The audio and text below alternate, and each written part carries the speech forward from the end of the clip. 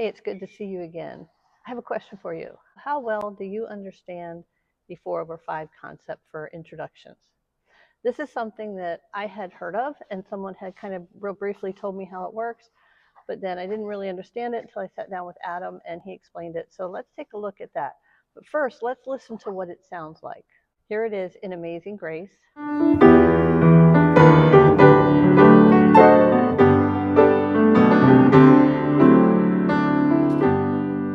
And here it is in Sweet By and By.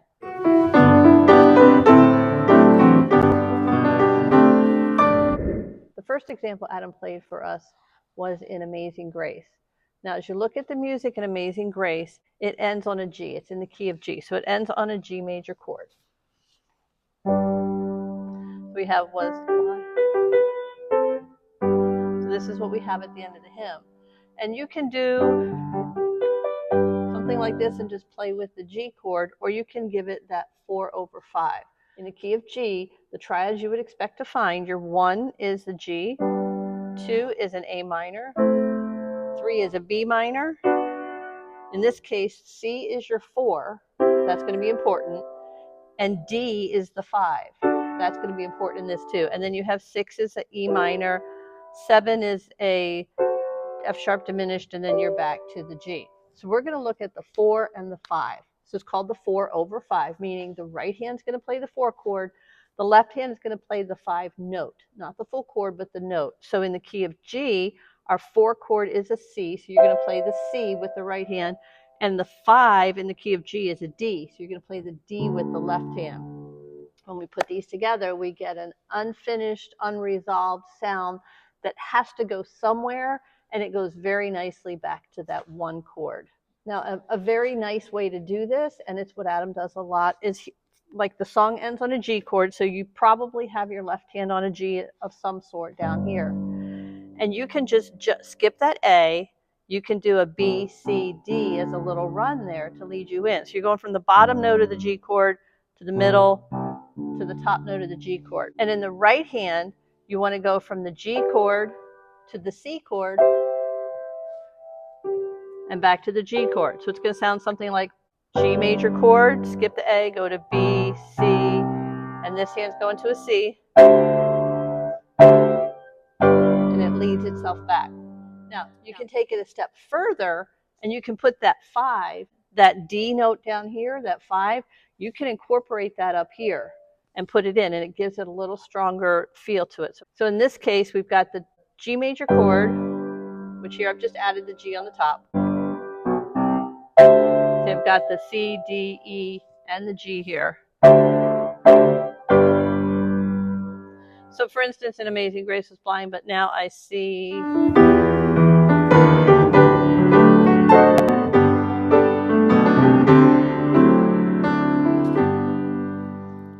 So that's the example that Adam gave. Let me show you that again here, slowed down a little bit.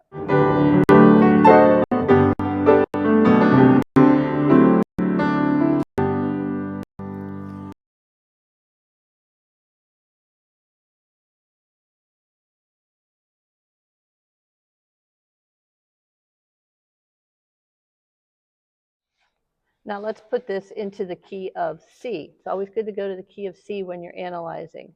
So in the key of C, our 1 chord is our C. 2 is D minor, 3 E minor, 4 is an F, so we're going to look for that in the right hand. 5 is a G, so we're going to look for that in the left hand. So in the key of C, you would end a song in a C chord. If you did the same pattern in the left hand, you would skip the D, go to the E, add it here. And of course, you can put any rhythm in there that you want to. You've got all kinds of timing options there, rhythm options there. But you would end the song on the chord that it ends on, give that in between 4 chord over 5 note, and then go back to the beginning 1 chord, which is the beginning of the hymn. Now, you can use some inversions in your right hand to make this easier. So let's take a look at the key of C. If I'm in the key of C, C, E, G, C, that's my 1 chord. That's where the song ends. And I want to get to the 4 chord back to the 1. So I can do this, C, F, A, C, C, E, G. That's an easy one.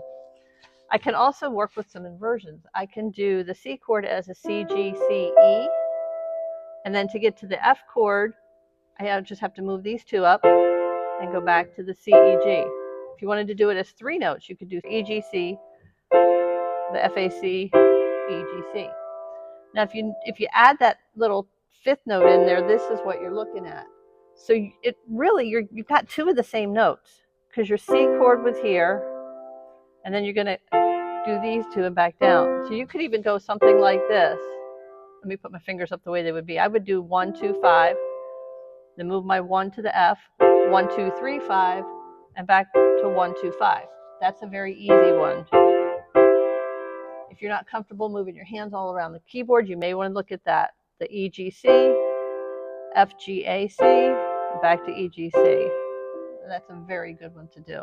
And you can play around with some other inversions, or you can do your C chord here, you can do your F chord here, and come back to your C. I mean, there's all kinds of ways that you can make this work. I hope this has been helpful to you. I know it was helpful to me when I had this time with Adam. And if you have any questions, please drop them in the comments. If you have any suggestions, we'd love to hear those also. And hey, if you'd like to just buy us a cup of coffee, you can find those links down in the description as well. Again, this is Sandy at Play for Ministry. I'll be talking to you again later. Bye-bye.